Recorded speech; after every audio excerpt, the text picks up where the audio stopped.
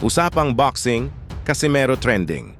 Na naman, binida ulit ng Ring Magazine sa kanilang Facebook page. Mga kaboxing, usap-usapan na naman sa mundo ng boxing si John Riel. Casimero matapos siyang muling may tampok ng ring. Magazine sa kanilang Facebook page, matapos niya tinalo noong si Luis Nery via 4-round. Knockout ay sunod na ang mga post sa Ring Magazine sa kanya mga kaboxing. Maraming fans ang natuwa sa muling pagkakabanggit kay Casimero dahil para sa kanila, hindi pa tapos ang kwento ng dating 3-division world champion. Sa tuwing nagpo-post ang Ring Magazine tungkol kay Casimero, mabilis itong nakakakuha ng libu-libong reactions, comments, at shares mula sa mga boxing fans sa iba't ibang bansa.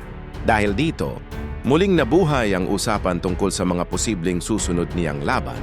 Marami ang umaasang makakaharap niya ang isa sa mga malalaking pangalan sa featherweight o super bantamweight division kung magkakaroon ng tamang oportunidad. Sa ngayon, wala pang opisyal na anunsyo kung sino ang susunod na makakalaban ni Casimero. Ngunit isang bagay ang malinaw hanggat patuloy siyang napapansin ng malalaking boxing media. Tulad ng Ring Magazine, hindi mawawala ang interes ng mga boxing fans sa kanyang karera, mga kaboxing ngayon. Dahil pinost din ng Ring Magazine ang pagbabalik, training ni Naoya Inoue at humakot.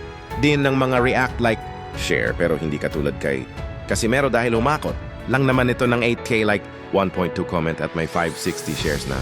Baka piyagkumpara ng Ring Magazine kung sino talaga ang demand para balang araw may kakasa ang Inoue vs Casimero panainit. Na ito sa ngayon mga kaboxing, ano sa tingin ninyo? Sino ang gusto ninyong makalaban ni John Riel Casimero sa kanyang susunod na laban? I-comment ang inyong opinyon. Samantala sa kabilang banda mga kaboxing.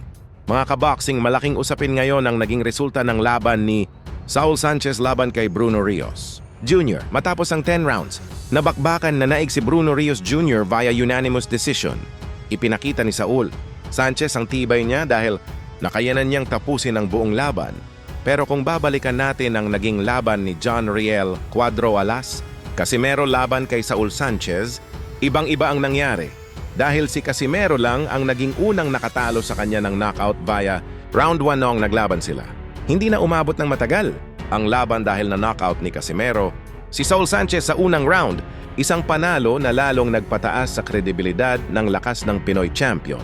Dahil sa panalo ni Bruno Rios Jr., umaabante na kanyang kartada sa 8 wins walang talo kay Saul Sanchez naman. Ay bumagsak na ang kartada sa 21 wins 4 ang talo. Sa tingin ninyo mga kaboxing, magriretiro na ba si Saul Sanchez o lalaban pa ng isang bisis sa kanyang karera? I-comment ang inyong opinion at huwag kalimutang mag-like, share at subscribe para sa mas marami pang usapang boxing update.